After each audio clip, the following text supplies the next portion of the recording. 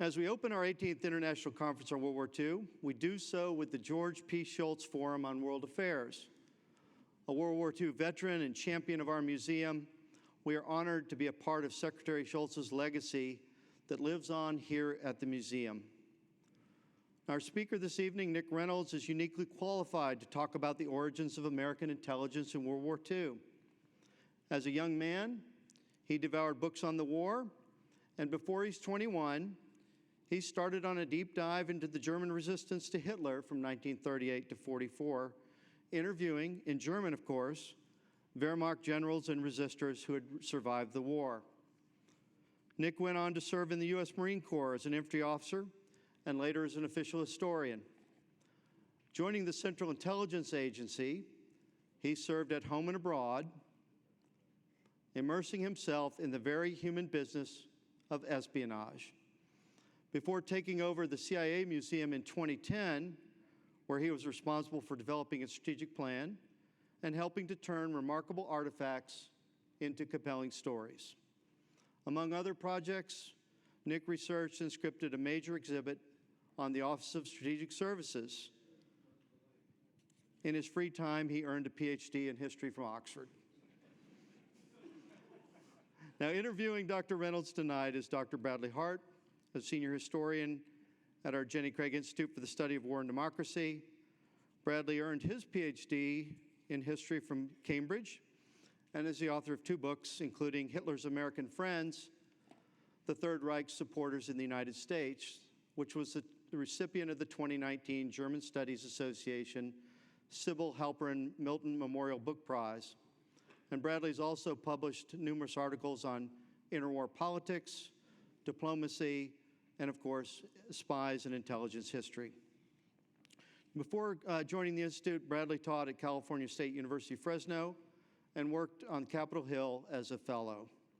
Now, Bradley will be interviewing Nick tonight about Nick's masterful book, Need to Know, World War II and the Rise of American Intelligence. Ladies and gentlemen, please join me in welcoming to the stage Dr. Nick Reynolds and Dr. Bradley Hart.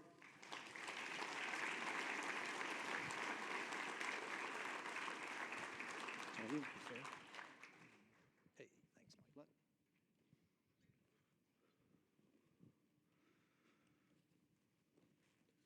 Well, Nick Reynolds, what a pleasure to have you here at the National World War II Museum. The pleasure's all mine. So just a shout out before we begin our interview, but Nick, his voice will be familiar to many of you because he is a featured guest in our new podcast series here called Secret World War II. So if you haven't subscribed to that yet, you can find it wherever you get your podcasts. But we'll be talking tonight about your masterful work on the history of American intelligence. But before we talk about your scholarship, let's talk about you. Like so many people in this room, you have a personal connection to the war that has driven a lot of the research you've done since. Can you tell us about that? Absolutely. First, I want to thank you all for having me and for the honor of being the opening speaker. I would, if the director of the CIA Museum is listening, I was the historian at the CIA Museum and not the director, but I got to do a lot of interesting things there. So back to World War II, why we're here. The war, I've always been a World War II baby, and the war has played, even though I was born in 1950, the war has been a presence in my life almost as long as I can remember, and that's because of my parents. They weren't heroes, but the war was the most important event in their lives, and their children felt and reacted to the things that they experienced. My dad grew up as a U.S. citizen in Canada, and when the war started, the 2 boys, he and his brother, had to decide where they would serve. There was no question. They both instinctively knew that they were going to serve in uniform, but they had to decide, are we just going to go downtown to the RCAF recruiting station, or are we going to drive to Buffalo and join the U.S. Army? So one boy took one course, the other boy took the other course.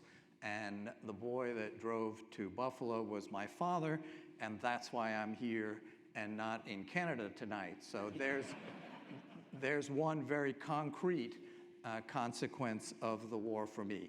So the U.S. Army took my dad in a heartbeat, and then they listened to his heartbeat, and they found a murmur that they couldn't figure out. So after about 6 months, they discharged him, gave him a medical discharge, and he still wanted to serve. So he went down to Washington, D.C., and walked up the steps of the old executive office building, which is still there, and which was originally built to house, imagine, State, War, and Navy, 3 departments of government in one building. It looks, if you look at pictures of downtown Washington, it looks like a wedding cake. It's French Empire style, kind of frou-frou, compared to the other things in Washington. Anyway, he walks up the steps. He says, I want to join the Foreign Service. And they're thrilled to have him because he studied foreign languages, especially German, in college. And they don't really care about a heart murmur, which actually turned out to be benign. So the State Department sends him to London in 1944, and he is there in time for the V-1, the flying bomb, and the V-2 attacks. He told us, me and my sister, about those attacks. And then he gets put on this team of State Department and Foreign Office researchers, and their goal is to find the records of the German Foreign Office before they're destroyed. So it's kind of like the work of the Monuments Men, except it's not as glamorous, because instead of looking for works of art, they're looking for filing cabinets with official government documents in them. And there are tons of these documents that are sent out of Berlin as the Reich is crumbling, and the general idea was to send everything to the West, and then the orders were for the archivists to destroy the documents before the Allies could capture them. And the archivists, like librarians and archivists in many places, could not bring themselves to destroy the documents as the Allied forces, mostly American and British, got closer. So Dad told me stories of sifting through tons, literally tons. I believe that I read one figure, 400 tons of German Foreign Office documents. And the idea was to see if the Reich had planned to continue the war from overseas. The answer turns out to be no, at least as far as they could tell from their search. So there were some hair-raising moments, but mostly, Dad managed to stay in one piece. And his first post was Berlin in 1945, May 1945, imagine, a sea of ruins. And he's there for 2 years when he is sent to Budapest, Hungary. In Budapest, he meets my mother, who was Hungarian, and she had worked in the field of foreign affairs. She was truly multilingual. I don't know if we have any Hungarian speakers here, but if you know any Hungarian or Hungarian speakers, you know that it's not a real useful language outside Hungary. So Mom had learned English, French, and German, and so she was an attractive commodity when it came to staffing the new American legation in Budapest in 1947, and that's where she met my dad. So going back to the war, though, she had, her war is as interesting and important to family lore as Dad's war. And what made, so she was from a well-connected family, but her parents had both died by 1943. Her brother had been told that it would go better for him to join the Hungarian army than if he waited for the Hungarian army to join him. So he was in the horse artillery on the Eastern Front, and he was a man who could never read a map. So I don't know if there was a right direction to point the artillery in, given the dilemma of being a Hungarian officer on the Eastern Front, but my uncle may not have known which direction that was. Anyway, in Budapest in 1943-44, my mom's basically on her own. Sure, there's friends and family, but she'd been living with her brother until he had been taken into the army. And then at the end of 1944, there's the Russians approach around about November, and the fighting starts. There's a crescendo at Christmas, and the citizens of Budapest, to survive, have to either leave town or find a way to be safe in town. And there's two choices. There's high and low. Low is go to a basement. High is go to an attic. Yes, it's probably safer than being on street level, but it has obvious disadvantages. Mom chose to go low, and she went low into a cellar on Castle Hill in Budapest with her very pregnant sister and the sister's aging husband. So they survive the siege, and the fighting ends in February, and the sister gives birth in March or April 1945, but is unable to give milk. And somebody's got to go out to get the milk and to get food, and that falls on my mom. So you will probably know that when the fighting stops, it doesn't nobody flips a switch and Hungary returns to peacetime conditions. There's a Russian occupation that is brutal and arbitrary. If you're a man, you might be swept off the streets and taken to forced labor in the Soviet Union. Estimates range as high as 500,000 Hungarians after the war, conscripted is too polite a word, deported to the Soviet Union for forced labor.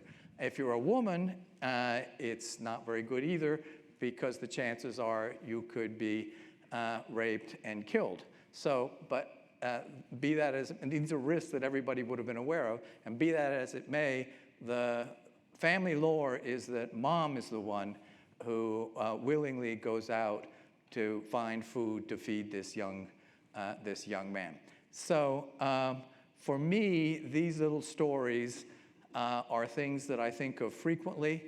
I often wonder what I would have done in my mother's place. Would I have measured up? Would I have gone out in the street?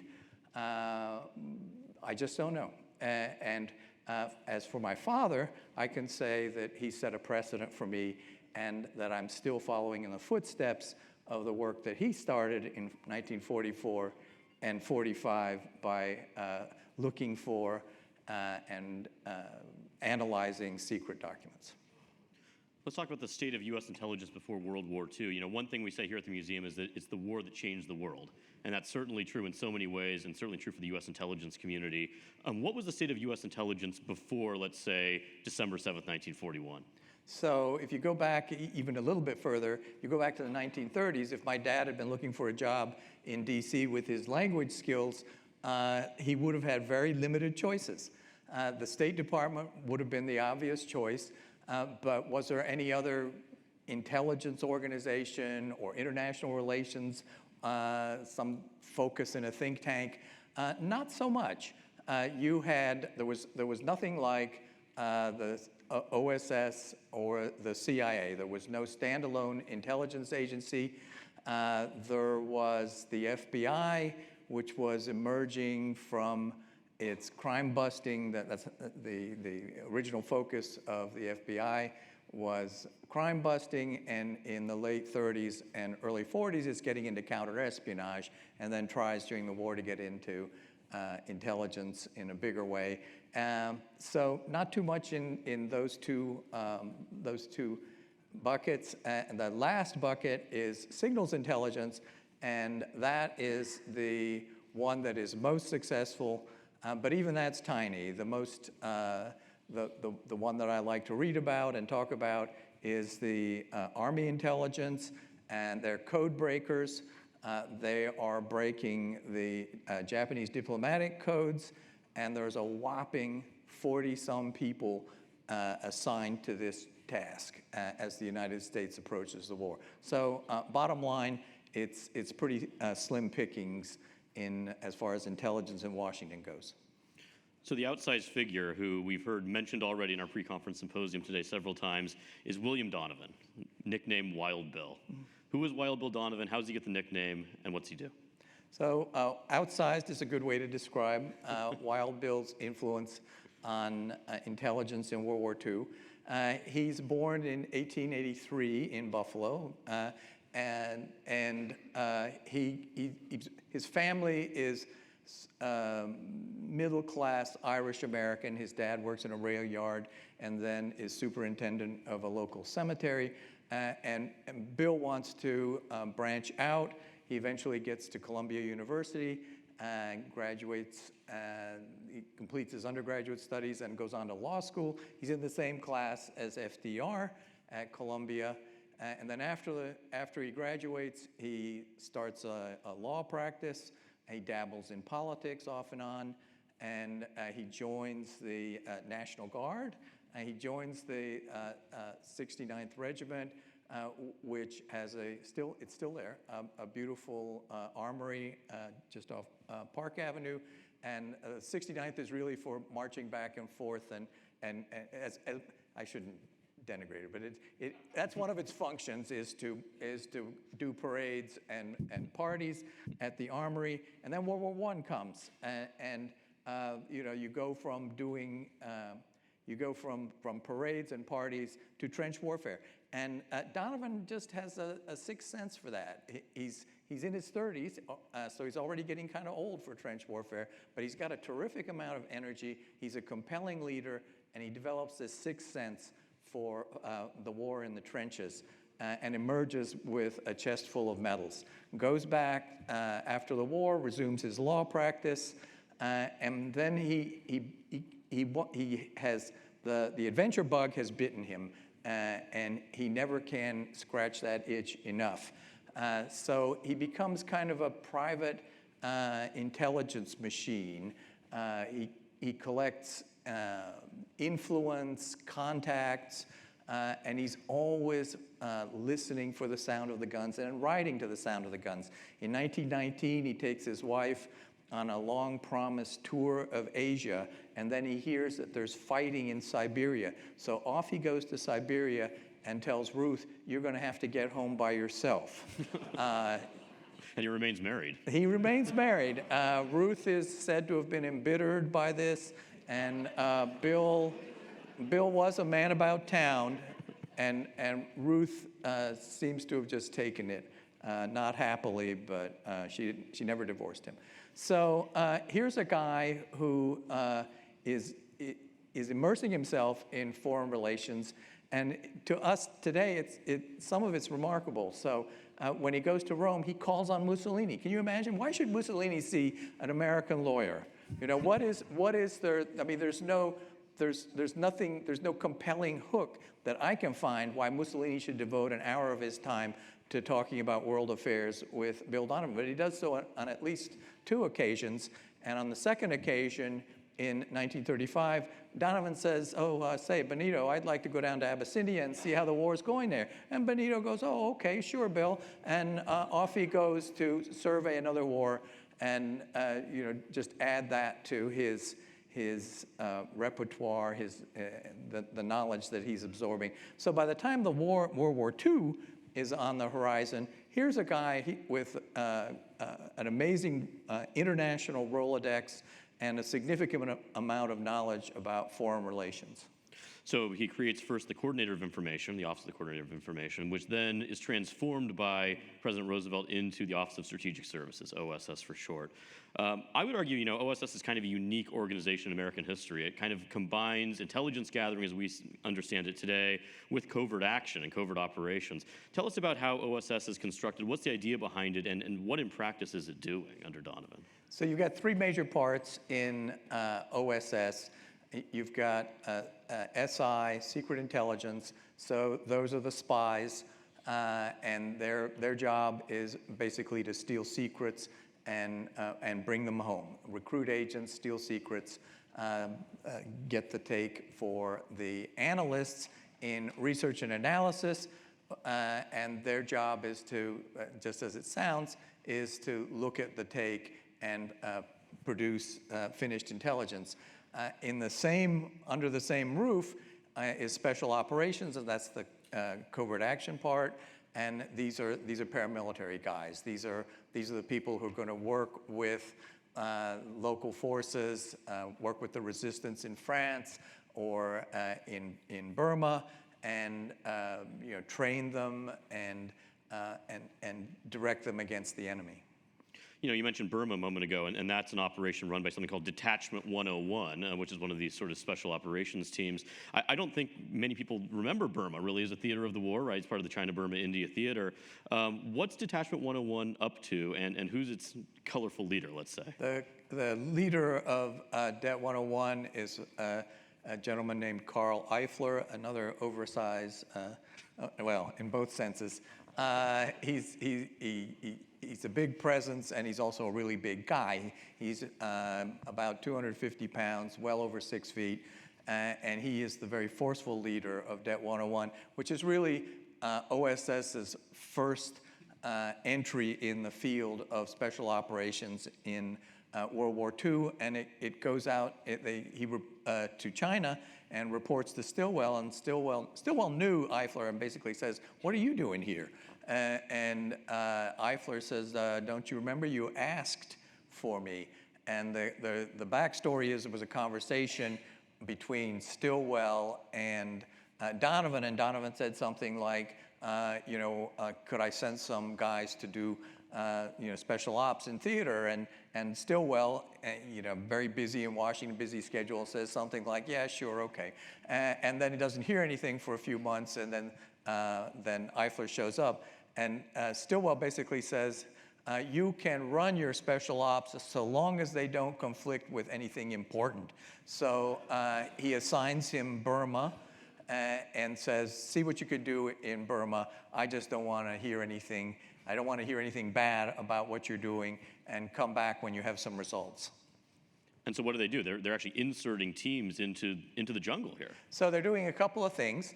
One is, yes, inserting teams, small teams, and that's to harass and kill the Japanese. And it's hair-raising and deadly business for the men who are inserted. I could tell war stories about that all night. And then there's also forward operating bases that they set up in the jungle, closer to friendly territory, and in those forward operating bases, it's kind of like a patrol base. They train, they send patrols out, it's a resupply point. So it's, considering he starts with nothing, it's quite an accomplishment. And one thing we should note in the Pacific theater is that General MacArthur doesn't want anything to do with OSS, right? He essentially forbids Donovan from doing anything in his theater of operations. That's right.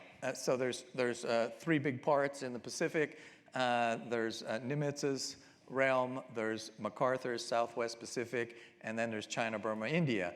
And MacArthur is very anti-OSS. He says if Donovan sends any OSS officers, they're not going to maintain their identity. They're just going to be absorbed into his command. So Donovan doesn't send any. And only in CBI, in the Pacific theater, is he able to send men who keep their identity as OSS officers.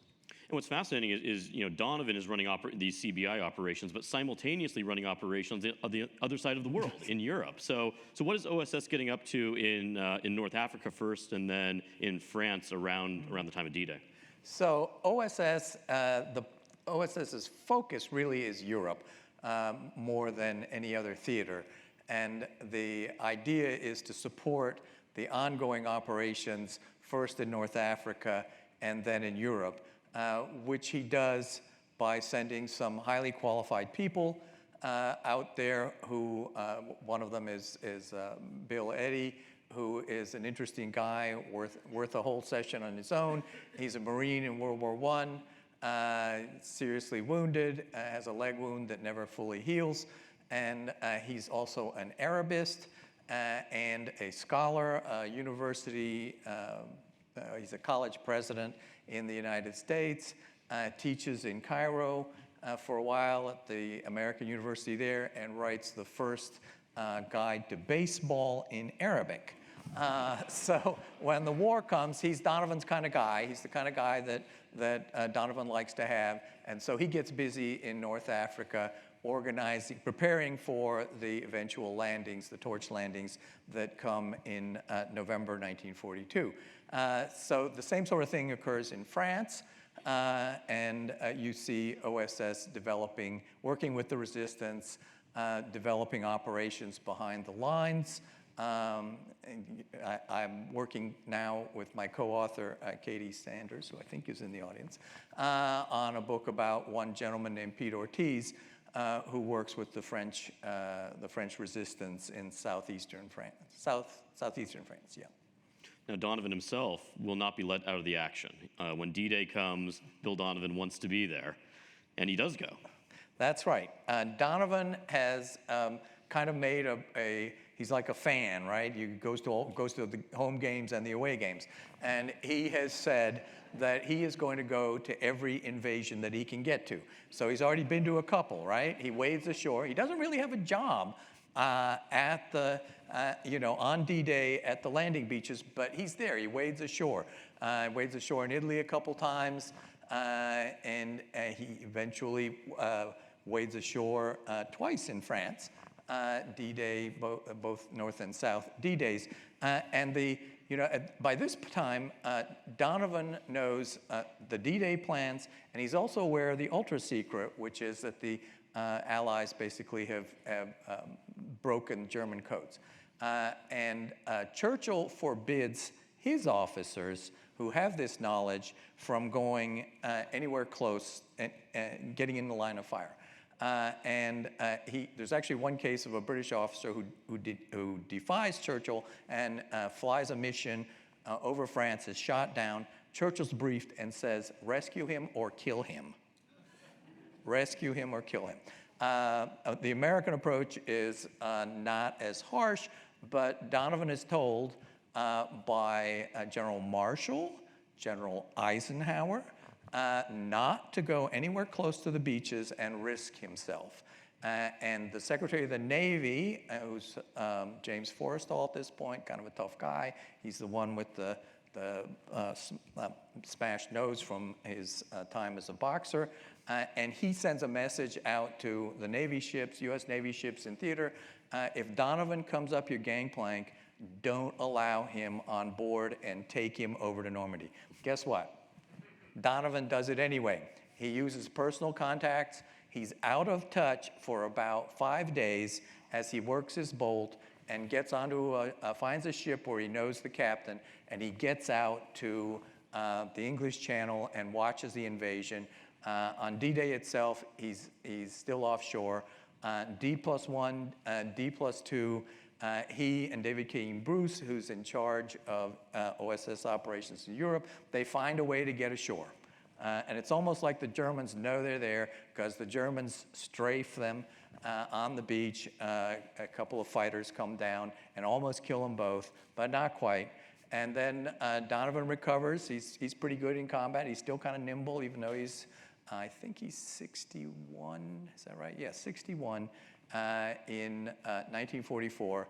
And so Donovan and Bruce go on this quest, and not clear for what, but they start going inland from the D-Day beaches, and pretty soon they're under fire again from the Germans. And Donovan says, "Did you bring the L pill?" And these two seniors are patting their pockets, going, "Well, I thought I had it here." And these are suicide pills. These are suicide pills, yeah. L for lethal. So in case the Germans are about to capture them, and they decide that they don't have them. So and luckily the German firing is neutralized by somebody else. But this is a story that's told often about Donovan, and there's two reactions to it. And one is, isn't it great? Donovan is this active guy who's always on the front lines, taking the same risks as his men. It's his bias for action. And on the other hand, it's people who say, this is not a smart risk to take, and he eventually in the OSS War Report, which is written a couple years after the war, there's a chapter in there that says Donovan's behavior was actually outrageous and should not have been condoned. So this is a roundabout way of getting to one of the points I like to make, is that in OSS, there's a bias for action, get things done, get out of the office, go to the front, engage, and there's also a part of OSS that is, I call the sort of the quest for order, that, slow down, let's talk about what we're doing, let's come up with a plan, let's look at alternatives, let's judge which risks are worth taking. And you can pretty much place a lot of OSS employees, senior leaders in one box or the other. You mentioned a bias for action. Let's talk about someone who we don't often think of as an intelligence history figure, a man who won 2 big book prizes. We just heard about book prizes, but this gentleman won both the Pulitzer Prize and the Nobel Prize for Literature. And of course, I'm talking about Ernest Hemingway, who you've also written a book about. But your book is not about Ernest Hemingway, the author, necessarily. It's about Ernest Hemingway, the spy, and not just for one side, necessarily. Tell us about Hemingway's intelligence. That's true. I thought you'd never ask. This is one of my favorite topics, and it goes back to the Spanish Civil War.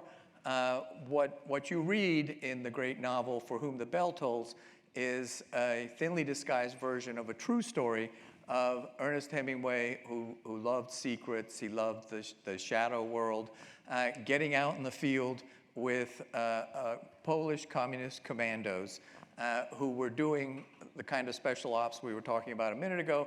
They are recruiting people who live in the area and engaging them in the fight, and doing some of it themselves. So the hero at the end there, he's blowing a crucial bridge. So this is based pretty much on a true story. And why does Ernest do this? Apart from liking action, the other part is he is a really dedicated anti-fascist. That is where his mind is in the 1930s. And in 1940, when he's in New York, the Soviets, a Soviet illegal approaches him, has an introduction to him, and says, would you like to continue the struggle against fascism by entering into a secret relationship with the NKVD? And Hemingway says yes. So he's essentially agreed to becoming a Soviet spy. So the problem, he realizes almost immediately, is if he's ever exposed, that's really going to hurt sales. So he basically avoids the Soviets who come after him and say, you promised to do this, when are you going to start? And that goes on for a few years. But luckily for him, the US enters the war in 1941, and he can fight fascism on the home team. So he has a beautiful boat that he can use in Cuban waters to hunt for German submarines. And he never finds one, but yes, there are. It's not as crazy as it sounds. There are German submarines in Cuban waters, and he might have found one. And then he goes to Europe, and he teams up with Donovan's buddy, David K.E. Bruce, and they do basically paramilitary intelligence operations, tactical intelligence. They have line crossers. They interview, they send French citizens who have a reason to travel around the war zone. Can you go to this location and see how many Germans there are there? Are there any tanks? Are they using this route or that route? And then come back and tell us. So he and Bruce, just before Paris is liberated, they put together basically a pretty good set of briefings that they provide the French general who leads the advance on Paris. And as I recall, they liberate the Ritz bar. Absolutely, yes. So after they're through with tactical intelligence, they go to the bar at the Ritz and they order 50 martinis. Their entourage has swelled, and so has their thirst. And David Bruce, who's a pretty good guy, but his biography is called The Last Aristocrat for a reason. Bruce records that the martinis were not very good. But they drank them anyway. Well, Bruce's war as well is equally focused on war fighting and finding great meals in France, isn't it? That's true. So Bruce has left us a diary, a great gift to a historian, and every day he writes in his diary. It's not quite classified what he writes, but it's close. And so part of the diary is, went to this place, saw these people, directed that action, and the other part of the diary is, in the afternoon, I visited this restaurant, and here is the meal I had, and one of the meals sounds delicious, accompanied by 3 bottles of French wine. He lists the wines and the vintage, and so he's a man who knows how to make war and live well.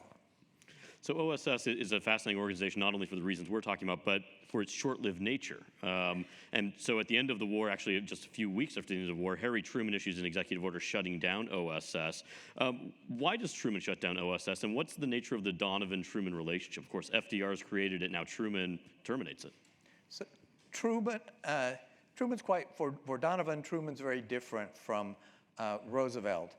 Roosevelt is more or less Donovan's protector, and they have a pretty good relationship. They don't have a great so they're not terribly close, but they're close enough. And they have a background. They have complementary backgrounds. That is not at all the case with Truman. So if we're talking about bias for action and quest for order, I would put FDR and Donovan in the bias for action box, and I would put Truman in the quest for order box. So not only is he different in his background from Donovan, but he's a guy who doesn't like making decisions on the fly. He likes to think things through. He likes to come up with a plan and have that plan tested.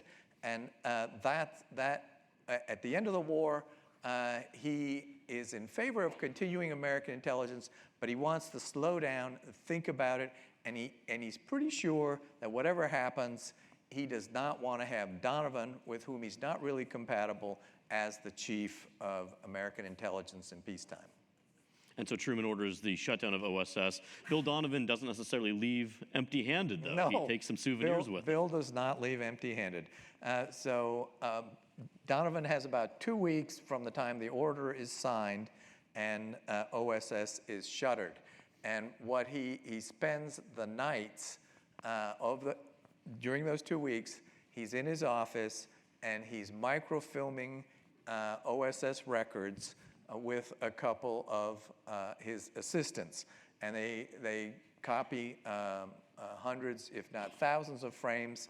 And then when he leaves Washington, he takes the film to his office at Donovan and Leisure on Wall Street, and there it stays for a number of years. So these documents, the films, are now in the National Archives, and if you doubt my word, if you think there's any doubt about whether Donovan did this, you can actually see his hand and his fingerprints on the microfilm.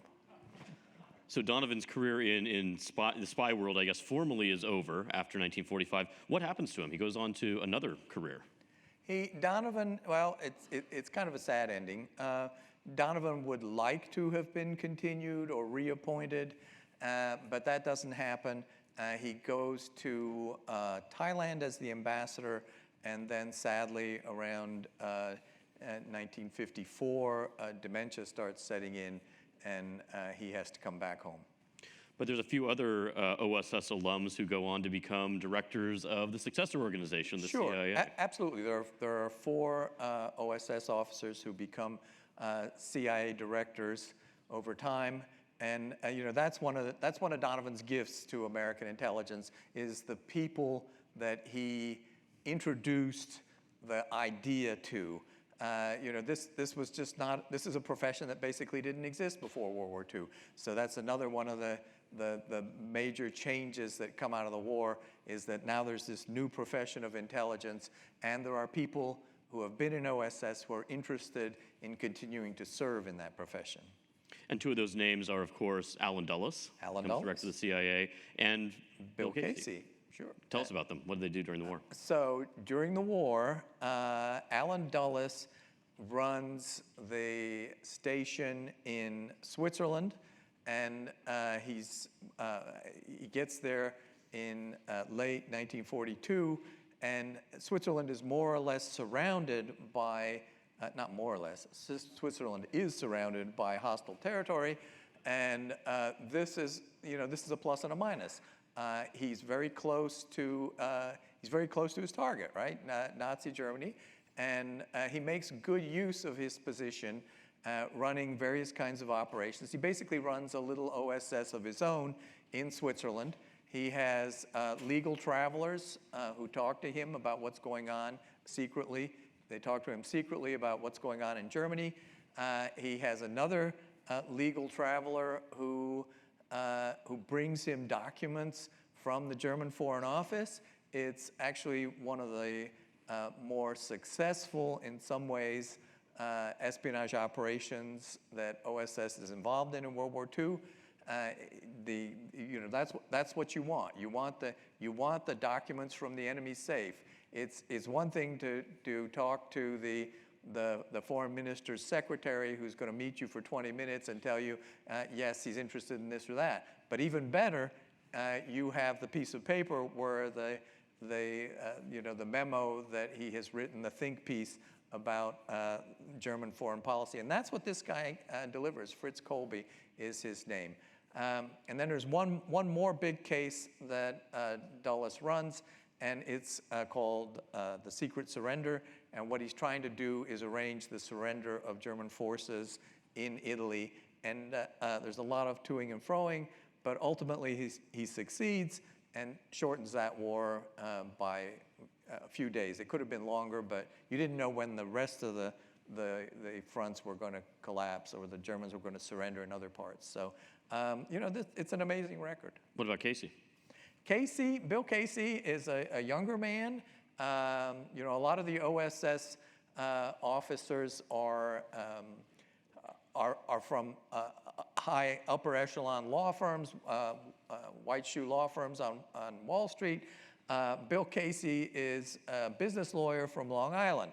So he's more of a meat and potatoes guy as opposed to fine French wines and fancy sauces. But he's a very competent guy. He's very organized, and he's a quick learner. So late in the war, Donovan tells him, do you think you could run operations into Nazi Germany, into the Reich itself? And Casey says, sure, I'll give it a try. The Brits, by the way, had said, no, it can't be done. And so it's kind of a challenge to OSS and to Casey, and he figures out how to do it. And he does it pretty carefully and professionally and puts 50, 60 teams into Nazi Germany. The assumption is that a lot of them would be killed because Nazi Germany was pretty tightly run. But in fact, the casualty rate was down around 5 or 6%. They didn't accomplish a great deal, but they did show what OSS could do when it put its mind to it. Of course, Casey goes on to become director of the CIA. He does eventually. Right? So there's a few steps between the war that he's Mr. Even though he's kind of an orderly guy, he is Mr.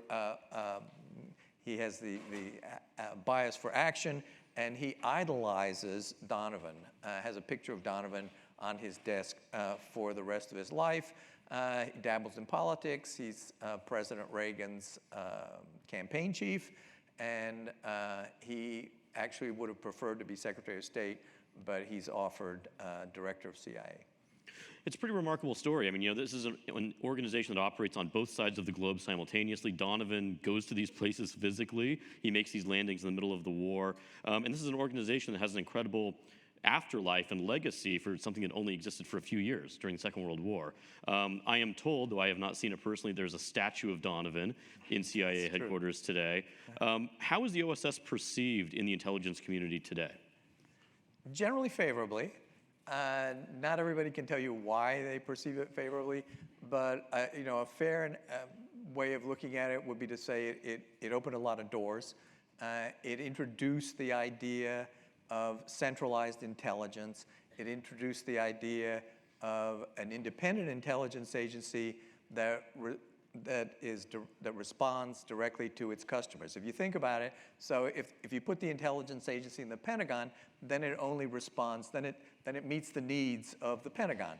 Likewise in the State Department. But if you have one that doesn't have an operating component like embassies or an army or something like that, it's a pure intelligence agency, then the product in theory is better that goes directly to the president.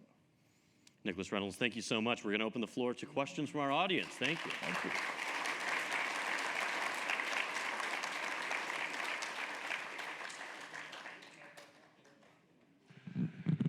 So we're going to get to the question as soon as the feedback stops. It's going to be towards the front in the center aisle.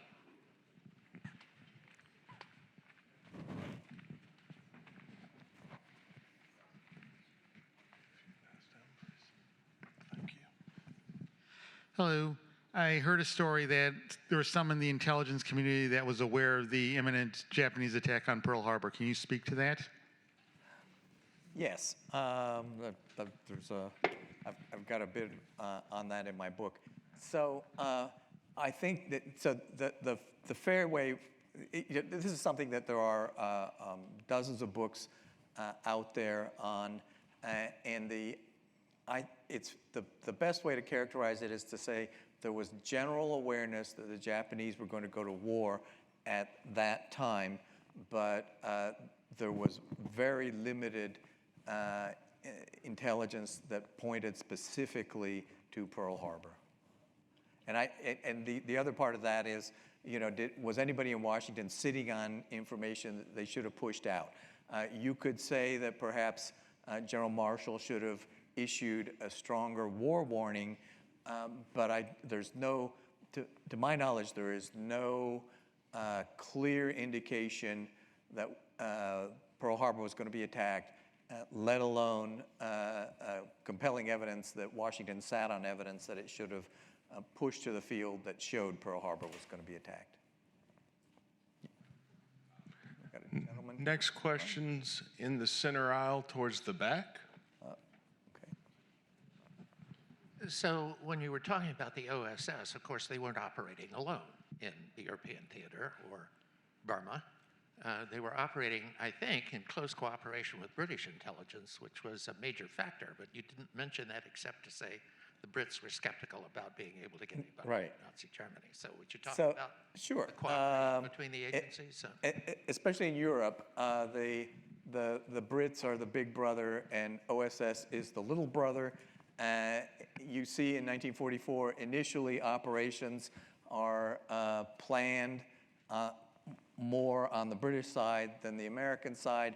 SOE is more or less running the operations. And then later in the war, after D-Day, you see OSS operating on its own. And SOE is the role model and the people who wrote the book for OSS. So absolutely, the British deserve to be mentioned. Maybe less so in Burma. Yes, they're out there, they're collaborating, but Eifler at least gives the impression of having done a lot of things on his own without consulting anybody else. We're going to go up to the front in the center aisle again, please. What, if anything, did the OSS know about the rat line after the war was ended? So that's a great question, and that's one we could have a whole session on. OSS as a whole is not going to know very much, as an organization, is not going to know very much about the rat line because, it's being folded up in the summer and fall of 1944. So Germany collapses in May, and then OSS shifts its focus out to the Pacific and starts withdrawing its tentacles in Europe. I'm not an expert on that particular subject. You could probably get a better answer by looking at Operation Paperclip. There are a couple books out there. To my knowledge, OSS was not involved or particularly aware of these rat lines. Next question is all the way in the back to your left with Connie. Hi. In a similar vein to the Pearl Harbor question, how much was known in advance about the German invasion of the Soviet Union, if anything? So that would have been June 1941, and OSS was going through the transition from COI to OSS. To my knowledge, this is another matter that OSS was not really involved in. The indications flowed mostly to Churchill's desk. Churchill had a number of indications that this was going to happen from various sources, especially code breaking. So OSS is, to my knowledge, not in the business or was not in the business of providing information about that impending invasion. Next question is going to be to your right towards the back, please.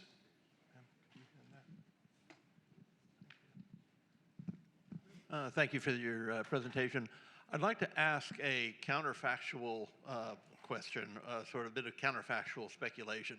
World War II left a legacy of senior leaders who then advanced to the senior military leaders who then advanced to the senior political level. And of course, the CIA was founded in '47. Walter Beadle Smith, Eisenhower's chief of staff during the war, became the first director.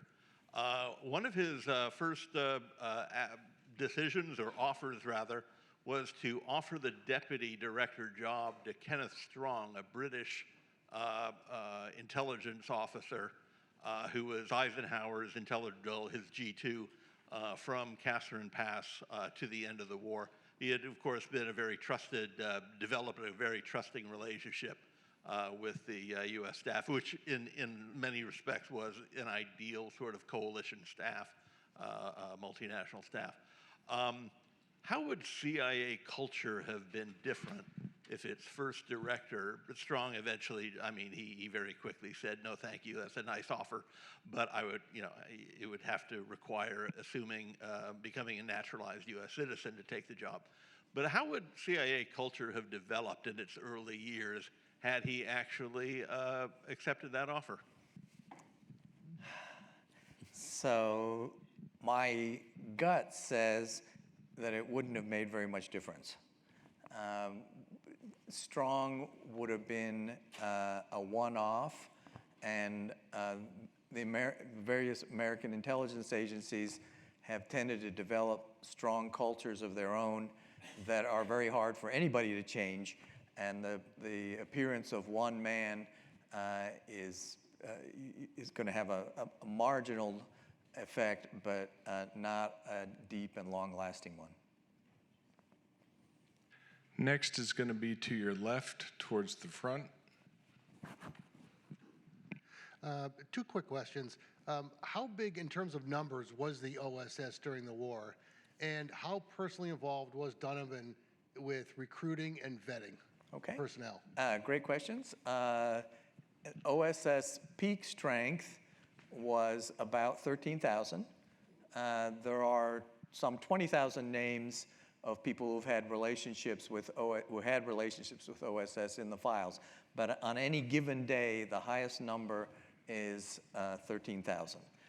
Now, how involved was Donovan with recruiting? Initially, he was deeply involved because he's using this Rolodex that I was talking about to lure people to Washington and get them to work with OSS. As time goes on, you see a process taking over. You see OSS develop personnel protocols and recruit the people that it needs as opposed to the people who are on Donovan's Rolodex. We're going to stay up front to your left, please. Obviously, that Pearl Harbor was a surprise. there's a question, is the criticism of MacArthur correct, that he is criticized for the fact that he seemed to be ill-prepared hours later for the attack on Philippines? I have heard that criticism, so I'm going to plead. I'm just a Marine infantry officer, and he was a generalissimo. So I have not done any research on that question, but I have certainly heard that criticism, and there's a prima facie case there, right? The circumstantial evidence says what, he didn't pick up his phone? You know, why wait? Center aisle to your right, please. Hi, you had mentioned earlier that there were about 40, I'm going to say, Army intelligence people who were working on the Japanese code. By the time the Japanese Purple Code was broken, how many were actually working on that? So purple, so the terminology is a little misleading. So there are, you know, the code is not, these codes in early days are not broken in the sense that you go from reading nothing to reading everything. Serious inroads into purple occur in August and September 1940, and the officer who did the work is Jean Grochin, who is a statistician who had been recruited by, she just, her test scores on a civil service exam on the math side were stunning and came to the attention of the managers of Army code breaking, and they brought her down. And she was just stunningly good at this, and she spotted these patterns. And then from there, we go to, that those inroads are enlarged.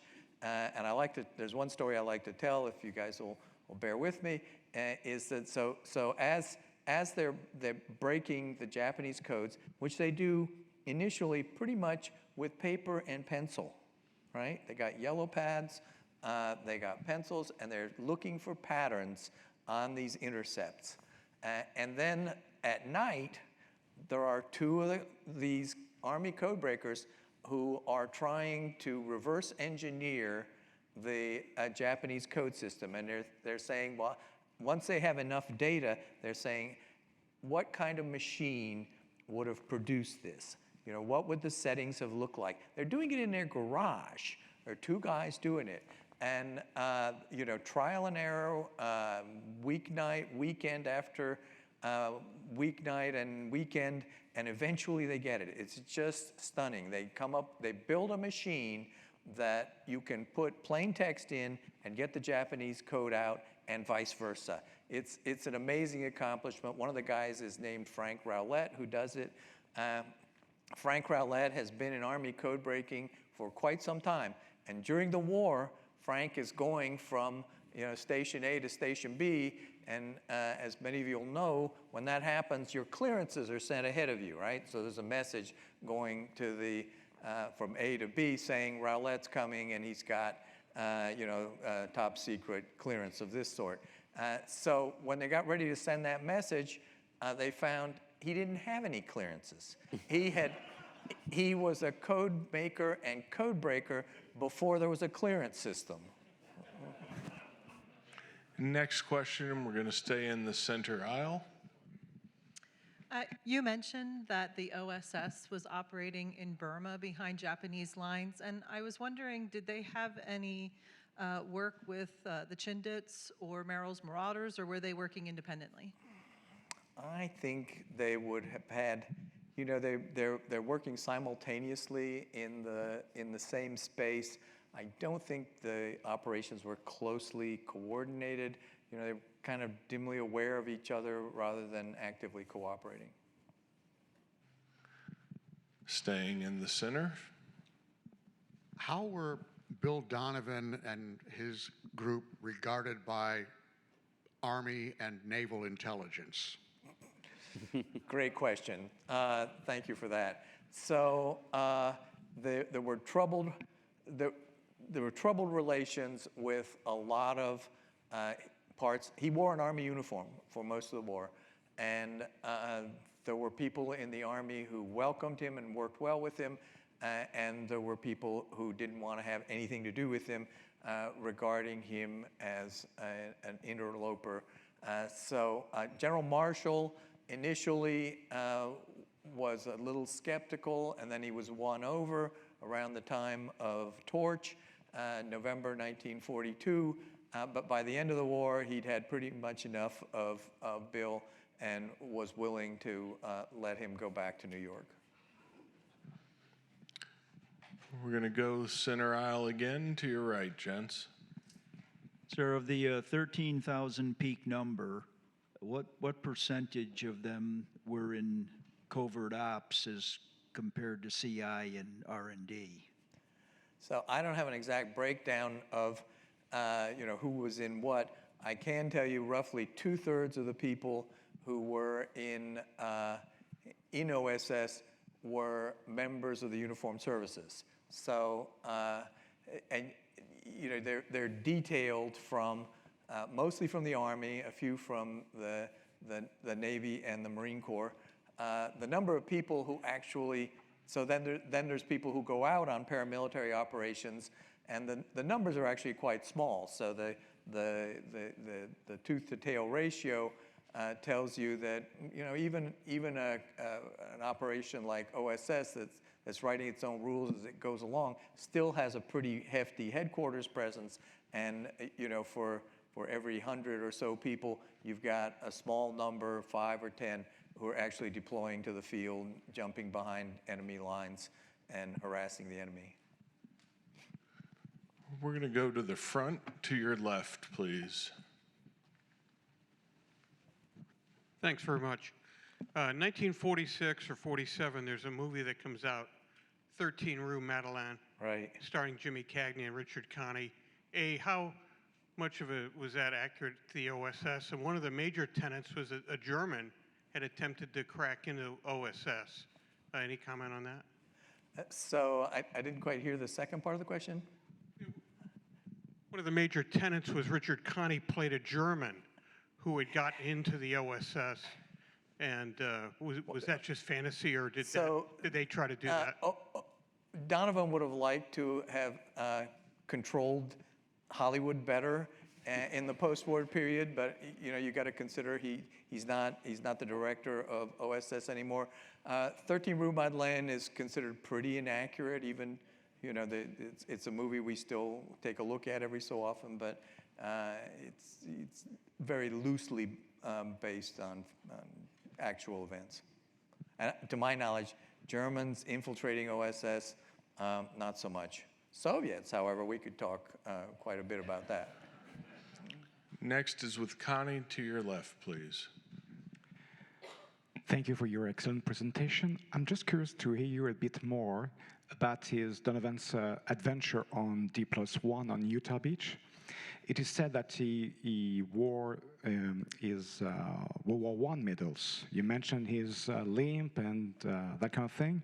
So was it the World War I Medal of Honor, for example? So the version I've heard is he's wearing his Medal of Honor ribbon, which is light blue with stars on it, and he's wearing his rank. So he's wearing Major General and Medal of Honor holder. Was it a tradition, a ritual for him for other operations, or only for this D-Day adventure? Do you know that? I've seen other pictures of Donovan where he basically made his own uniform regs. So I've seen him. There's a picture of him that it's a belt that he got off a civilian suit. It's trousers that don't really fit that well. But yes, he wears his Medal of Honor and his rank. Next is with Connie. Neil? Could you give us a few examples where the OSS obtained information that resulted in a successful military operation or change in tactics? So a great question. So it's one thing to collect information. It's another thing to collect information that makes a difference. So some of the information that OSS collected that made a difference is in Torch, in the invasion of North Africa. And it's not super secret information. It's information about the lay of the land, who's there, what kind of conditions might they expect, including sea conditions, right? What are the tides and the currents on the landing beaches? You have other great opportunities or other great operations where there's an operation called Penny Farthing that does more or less the same thing for the invasion of southern France in 1944. And they provide, through a network working with the French resistance, they provide a lot of information about what the Germans are doing. You also see in the fighting in the hills, where Peter Ortiz and others are active, you see them developing sort of tactical information on a lower level that's useful to the commander coming up the road. Hey, you should be aware that the Germans are still holding this village or not holding that village. Next question, maybe final question, will be the most difficult to pass the mic to. Stephen in the blue shirt, if we can pass that down, please.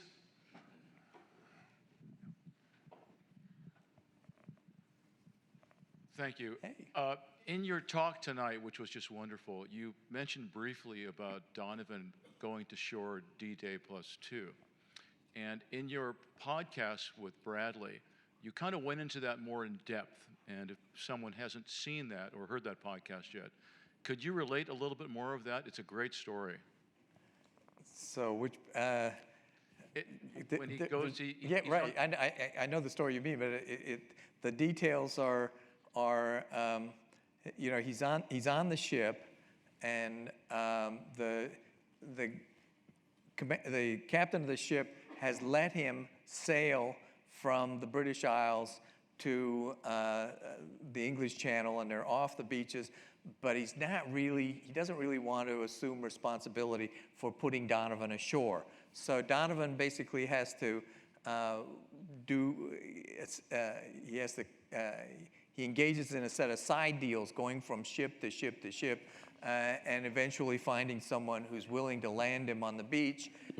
He and Bruce ride a duck, D-U-K-W. I can't remember what they stand for, but basically it's a boat and a truck, right? So it's got propellers and wheels.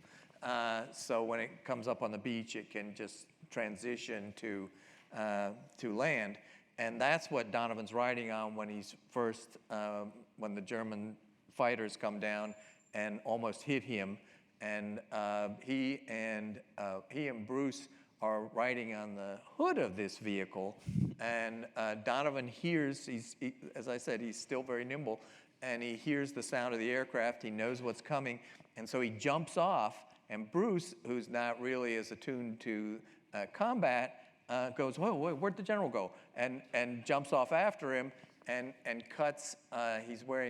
Bruce is wearing a helmet, and he lands on top of Donovan and basically cuts his skin, and there's a superficial wound that bleeds a lot. And then it's after that they start moving ashore, and they get into the situation of who brought the L pill, and that's where the adventure pretty much ends. So they do, I think on the same, if I remember right, on the same day they encounter General Bradley, Omar Bradley, and Omar Bradley says, "What are you doing here? Why are you here? You should be somewhere else." And Donovan tries to rescue something of the situation, and Bradley basically says, I'll be happy to work with you, but not in this manner. Send me a memo, send me a man, but you two, Donovan and Bruce, you need to go back where you came from. And that's a wonderful plug for the podcast that just finished its first season, and we're going to start working. Actually, I think yesterday you started working on season 2. Dr. Nicholas Reynolds, Dr. Bradley Hart, thank you for a great conversation. Thanks, Bradley. Thank